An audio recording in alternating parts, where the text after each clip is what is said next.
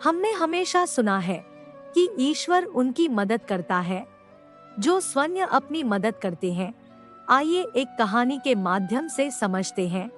एक समय की बात, रामपुर नामक गांव में एक साधु रहता था। वह साधु हमेशा भगवान के चरणों में उनकी भक्ति में लीन रहता था और चौबीसों घंटे भगवान के भजन गाता और इसी प्रकार अपना जीवन व्यतीत करता था। साधु एक कुटिया में रहता था। वहीं पास एक विशालकाय वृक्ष था। उसी के नीचे बैठकर तपस्या करता था। भगवान के प्रति साधु का यह अटूट भाव और भरोसा देखकर गांव के सभी लोग उसकी बहुत इज्जत करते थे। उस गांव में सब कुछ अच्छा चल रहा था। गांव में शांति का माहौल था। हंसी खुशी सब रह रहे थे। एक दिन अचानक उस गांव में आंधी तूफान के साथ भयानक बाढ़ आ गई। इस बाढ़ से सब तहस नहस हो गया। गांव के सभी लोग अपनी जान बचाने के लिए यहाँ वहाँ भाग रहे थे। जब सब भाग रहे थे तो देखा रोज की तरह साधु आज भी विशालकाय वृक्ष के नीचे बैठकर भगवान के ध्यान में लीन है।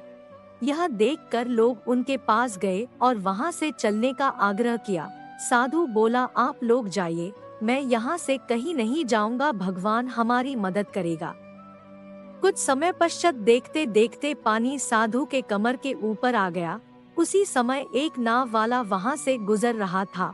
उसने साधु से विनम्र अनुरोध किया, आइए हमारी नाव में बैठ जाइए, हम आपको सुरक्षित जगह में पहुंचा दूंगा। साधु ने कहा, नाविक, हमें तुम्हारी नाव की कोई जरूरत नहीं है, मेरी सहायता मेरे भगवान करेंगे। यह सुन नाविक वहां से चला गया। भयानक बाढ़ आई थी, इसलिए हालत काफी खराब होते जा रहे थे। इस कारण साधु उस विशालकाय वृक्ष में चढ़कर बैठ गया और भगवान का ध्यान करने लगा।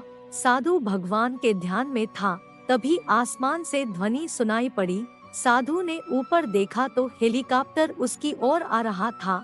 हेलीकॉप्टर से एक आदमी रस्सी लटकाकर साधु को उसे पकड़ने के लिए कहा, लेकिन साधु वह रस्सी नहीं पकड़ा और नकारते हुए बोला, मेरी मदद स्वयं भगवान करेंगे। बहुत देर कोशिश करने के बाद जब साधु अपनी जिद में अड़ा रहा तो वह हेलीकॉप्टर वहां से चला गया। कुछ समय के बाद वह पेड़ भी पूरी तरह डूब गया और साधु की डूबकर मृत्यु हो गई।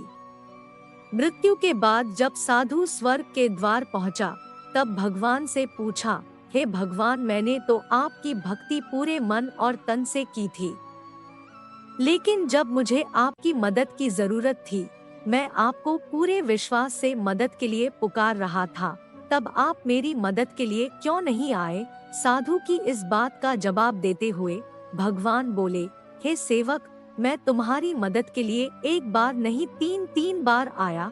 पहली बार गांव के लोगों के रूप में, दूसरी बार नाव वाले के रूप में, तीसरी बार हेलीकॉप्टर में मौजूद उस आदमी के रूप में, लेकिन तुम हमारे स्वरूप को तीनों बार नहीं पहचान पाए। भगवान की बात सुनकर साधु को एहसास हुआ, लेकिन अब बहुत देर हो चुकी थी। इस छोटी सी कहानी से प्रेरणा मिलती है कि भगवान हर जगह कण कण में मौजूद है। यह हमारे ऊपर है कि वह हमें कब और कैसे कोई अवसर प्रदान करते हैं। इसलिए जब तक आप अपनी मदद का प्रयास नहीं करेंगे, तब तक भगवान आपके लिए कुछ चाह कर भी आपके लिए कुछ नहीं कर सकते। इसलिए अपने जीवन में पूरे लगन से मेहनत करते रहिए, भगवान किसी न किसी रूप में आपकी मदद जरूर करेंगे।